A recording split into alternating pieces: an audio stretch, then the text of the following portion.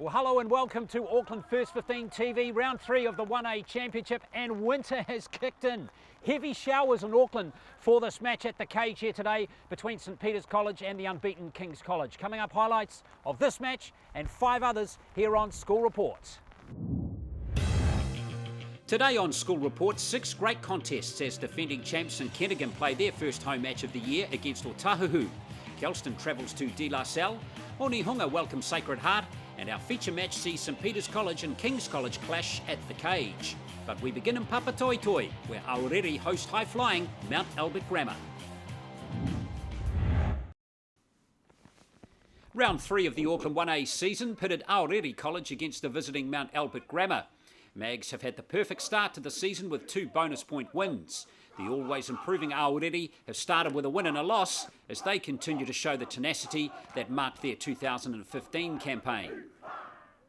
Mount Albert started in a try-scoring mood, but Aorere have frustrated plenty of opposition in recent seasons thanks to their committed defence. Conditions called for wet weather rugby, so Mount Albert's giant forward pack took control and flanker Isaiah Papali'i rumbled over to put the visitors ahead 5-0. 15 minutes later, and with another storm rolling in, Mount Albert Grammar worked the blind side through number 8 John Latu. When the ball squirted out in contact, winger Patrick Party was quickest to react, dotting down for a converted try. But with 2 minutes to go in the half, Aorere showed off their own blindside move. And it was right wing JP Natoko, denied twice last week, who finally got himself a 5-pointer as the home side trailed by 7 at the break. To the second half, and with Aorere down a man, Mags again used a solid scrum to work the short side. A great skip pass from second 5 Paul Roach had Party diving across in the corner for a second try of the afternoon. 5 minutes later, Aorere slowly built momentum through their much vaunted line-out drive. Hooker Penasoni Fiandanofo controlled the ball at the back to bag his second try of the season and see Aorere just 5 points adrift of the competition leaders. With Aorere sensing an upset and the clock counting down, Mount Albert responded with a line-out drive of their own. Boasting one of the few packs who can outmuscle Aorere's forwards, it was number 8 John Latu, the key man once again for Mags, as he crashed across for the bonus point try. Mount Albert rounded out the afternoon with another try set up by hard-running centre Caleb Clark, who left a trail of Aorere defenders in his wake. The ball was recycled neatly, and it was that man Latu who'd dot down for the visitors. Mags with their 3rd bonus point victory of the season. I think it was just teamwork, adapting to the weather and playing as a unit. Yeah, we knew it would be tough coming out to Aorere today, and we set some objectives during the week, and with the good performance from our guys, we met those objectives, and nice to come out here and get our bonus point win. You know, the wet weather suited Mags. They've got a big physical forward pack, and you know they scored some good tries there through their driven line-out. But I thought we were in the game for a long period of there, and just lost our focus a little bit towards the end, and disappointing to concede those 2 late tries, really. So Mount Albert Grammar 3 from 3, looking an excellent prospect now for a semi-final spot in the 1A Championship. Now to another team hoping to stay unbeaten in 2016, Auckland Grammar. They host their near neighbours Dilworth, who've made the trip from Newmarket up to Mountain Road.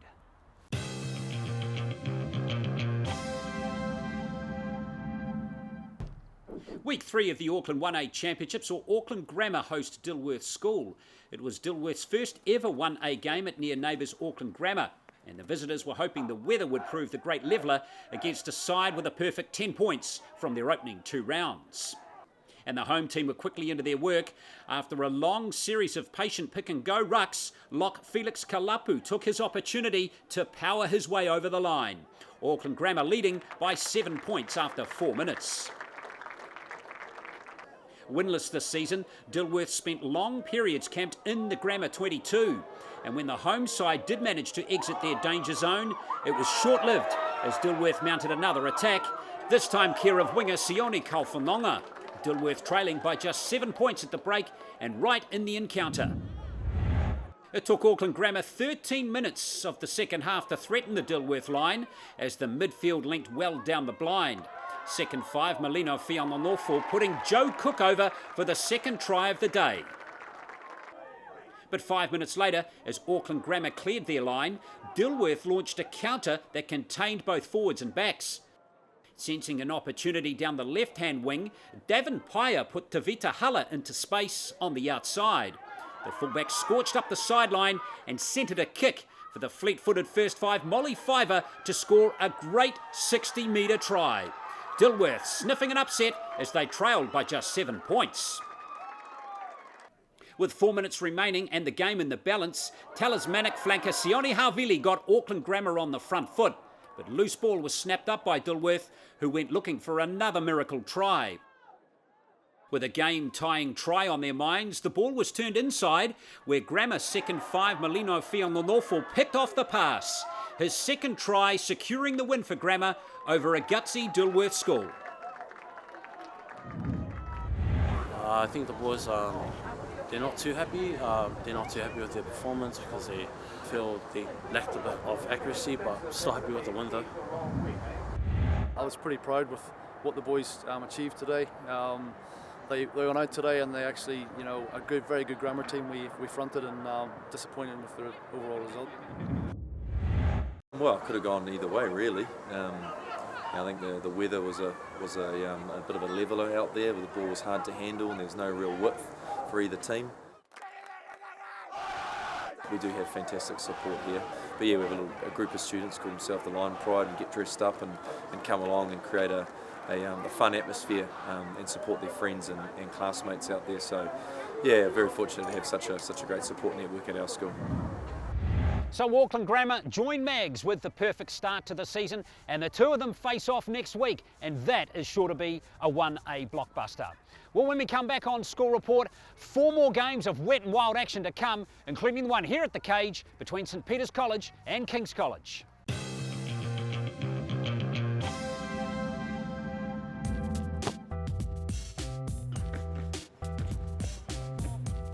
Proud to captain the St Peter's first 15 because ever since I was a young man coming to St Peter's, looked up to all the first 15 boys to be a part of the first 15, let alone as captain of the side this year. I have extreme pride in that. We're really looking forward to versing Sacred Heart this year. They're a big traditional rival Catholic schools. Also Auckland Grammar, the Battle of the Bridge, that'll be a big one. The best piece of advice my first 15 coach has given me is probably just have fun. Make sure I enjoy my time at school with the boys I go to school with every day. Just enjoy my time out there with them on the field. Some of the old boys, us St Peter's boys look up to would have to be Patrick Tupelotu, the lock currently for the Blues and All Blacks, and also Bryn Hall, he always comes in, gives us a hand on Saturdays. I think the best part about playing in the 1A Championship is going out there every week with the boys that we go to school with, and also always having a tough competition, week in and week out against all the schools. So Alex Darbeck's leading St Peter's College into battle against King's College here at the Cage. And St Peter's have won their previous 3 matches against King's College, including last season's final whistle victory, so the visitors were looking for revenge in this round 3 1A fixture. St Peter's drew first blood after just 7 minutes through the boot of point-scoring machine Harry Plummer. It was a tight opening stanza, typified by punishing defence from both sides. St Peter's doubled their lead as Plummer landed another penalty midway through the first half.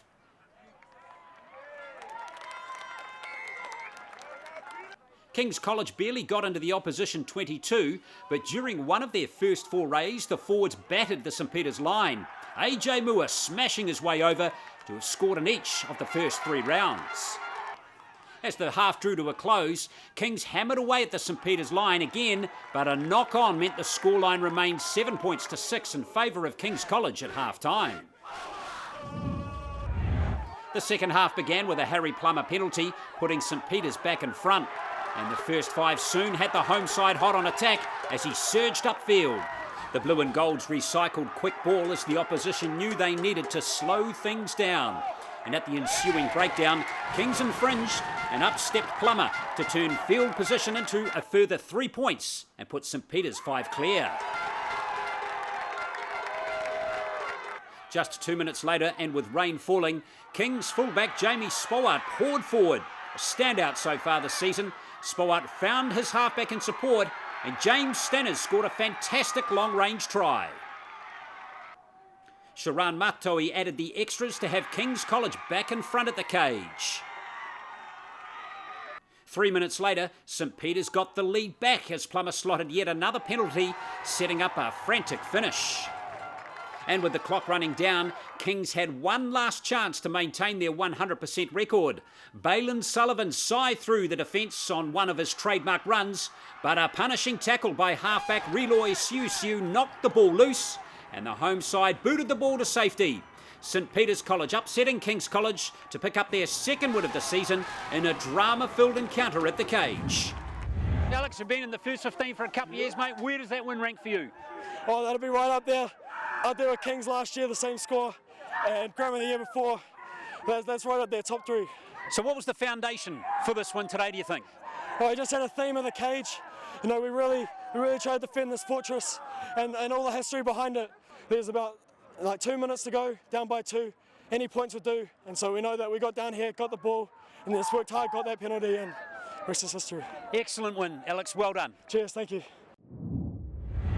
Congratulations on the win. That was tense stuff, wasn't it? Yeah, it was an awesome game of rugby, and I think in the end we deserved it. I felt that try that they got with 5 minutes ago wasn't a try, so yeah, to come back and kick that goal I think was just rewards really. And to put a performance out like that on the first time in the cage this year, you know, it brings immense pride not only to me but the whole school really. And you see the support on the sidelines there, it's fantastic. So a great win there for St Peter's College. Lots of heart and courage in that performance. Right, let's turn our attention now to St Kentigern College, the defending 1A champions. They were beaten last week by Sacred Heart. That was their first 1A loss in 15 games. Did they bounce back against Otahuhu College?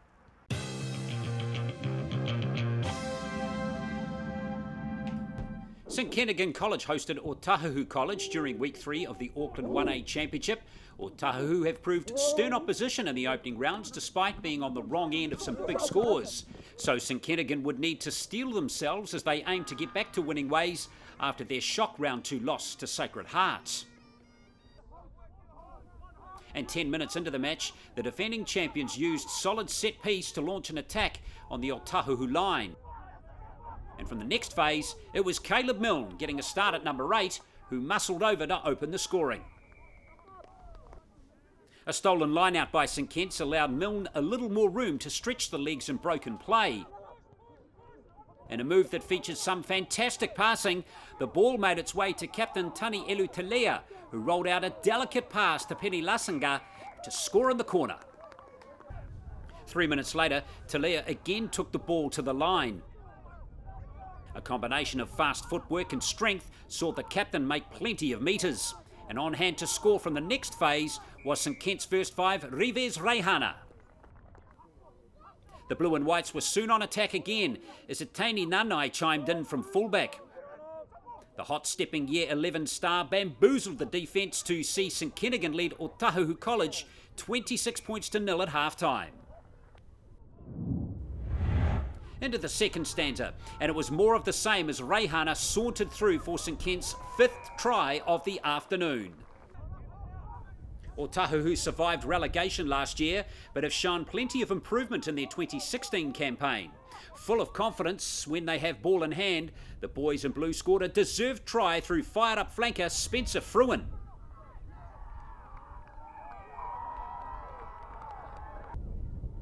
Otahuhu held St Kent's out for another 15 minutes before Tani Elu-Telea got on the front foot again to power over for his first try of the afternoon.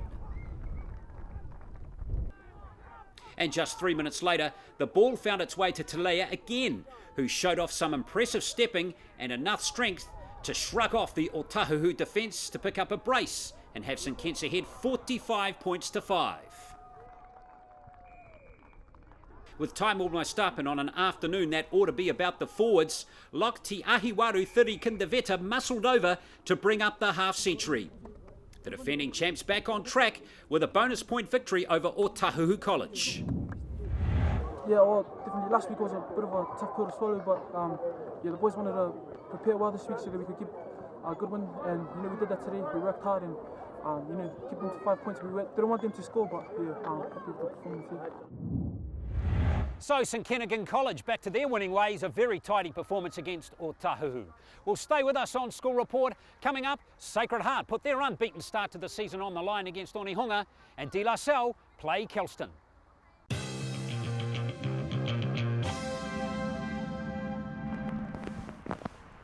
Round 3 of the Auckland 1A Championship pitted Onehunga High School against Sacred Heart College.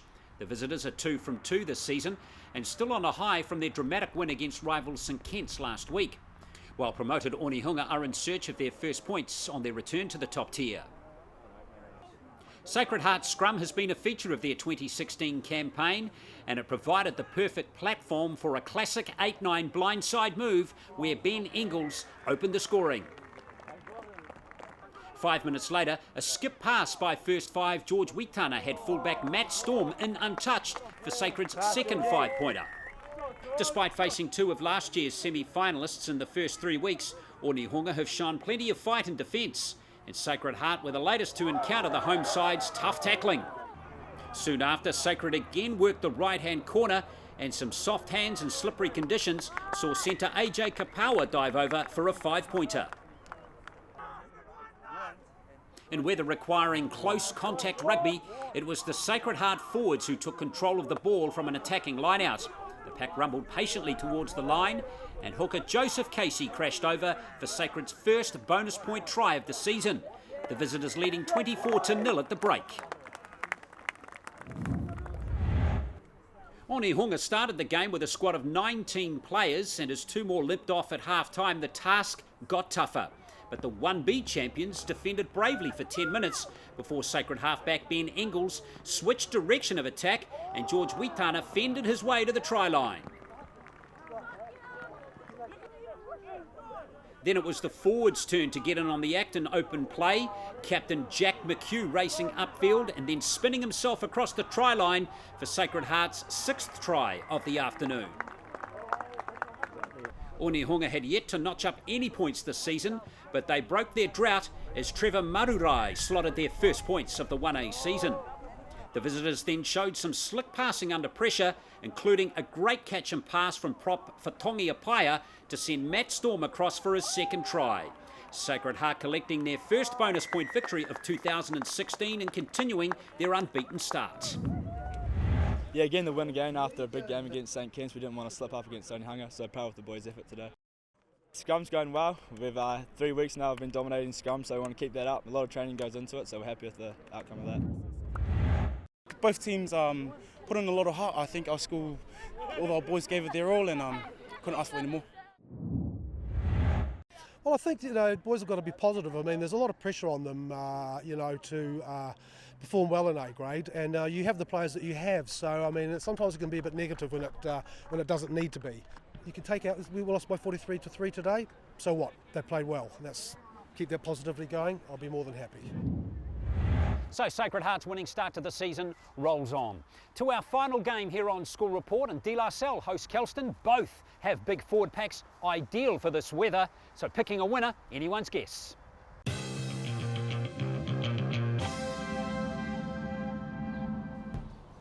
Kelston Boys High School made the journey to Salle College in week 3 of the Auckland 1A Championship.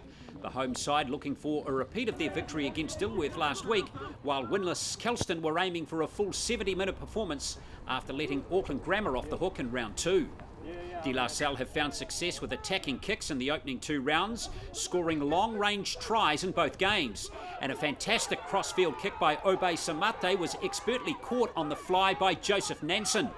In support was Soakai Taufa, who managed to control the greasy ball. Salle swept left, where Samate delivered the final pass to Kafu Misiwata, who happily grabbed a 5-pointer. Just 2 minutes later, and Kelston responded when Fa'aleipeni slotted a penalty kick. In trying conditions, the halfback banged over another penalty, this time from the sideline, to put the visitors ahead 6-5. Salle's Eric Ahing slotted a penalty of his own as the home side snuck ahead by 2 points at half-time. 4 minutes into the second half, and Salle were camped in the Kelston half. The ball spun right, where wide-ranging hooker Misiota grabbed a double. De La Salle continued to attack despite the wet conditions. Second 5 saw Kai Taufa taking on the line, committing 3 defenders and staying alive all the way to the try line for a great solo effort.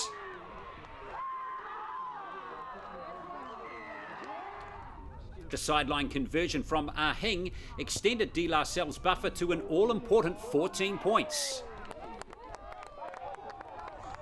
The home side defended valiantly for another 25 minutes, despite 2 players spending time in the bin. De La Salle collecting their second win of the 1A season as they let their rivals know they'll be semi-final contenders in 2016. We're real pleased. The boys really stood up today. Real proud of them, showed great heart, especially towards the end of the game, defending for about probably half of the half. Oh yeah, they'll be really elated with the win, especially on a day like this with the conditions the way it is. So yeah, they'll be proud of that, 2 wins on the road. Yeah, it's not through lack of trying. The boys we're training really hard and we're just making sort of key mistakes week in, week out. So it is back to the drawing board. We've got a massive game against Sacred Heart next week. So we've got to learn from that, park it and move on to next week.